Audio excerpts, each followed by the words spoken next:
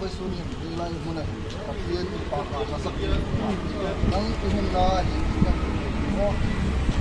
lại là cái con học tập cho nên ở bên cả sẽ được ở bên mình mò học tập qua à thì ai số ai nói thế không rồi cái này không quá hết cái buổi học à cái gì không mà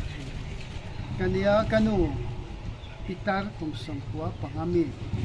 nè nó mà nó bơi cái này vậy akan sarjak me tu na ai zo la pom lo bin ti pura ma chumi en kol nan te chuan sa ka ma em ma sa kan nei me ala ma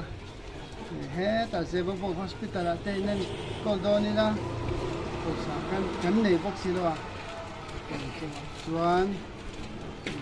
trong trai dam thia pan ta ring hotan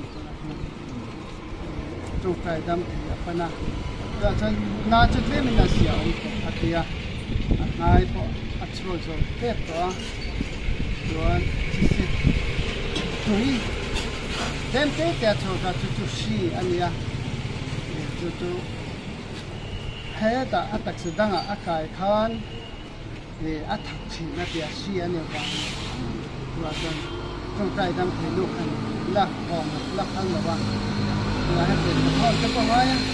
ko sa ko gala thon thei la ba chu me tin chu kan yaว่าจะให้ลายฮักต้องยัน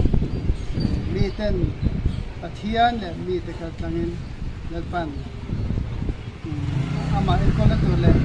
ให้ลายกันอยู่จะมาอุ้มต่อเอเอตัวปะเทียนนี่มันเกี่ยวกับมันจะต่างยัน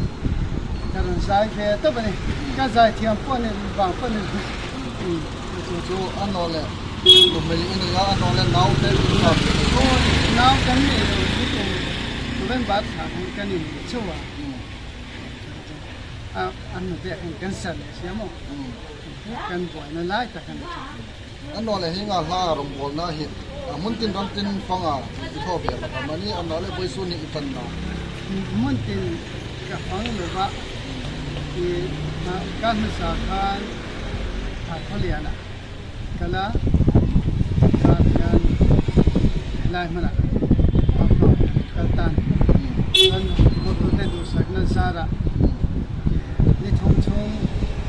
ตัวเพื่อนมันไปเวียนอีกชั่วชวนไอโซล่ะชวนดีไซน์กันทำมานี่กันละ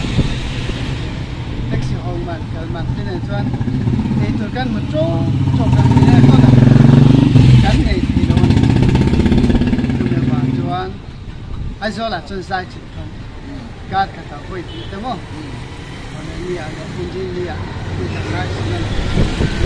กันไอโซล่ะกันไอโซล่ะคุณเนี่ยก็เนี่ยเราว่าที่ไปเสียตัวปัจจัยนี่นะส่วนของที่เนี่ยเสีย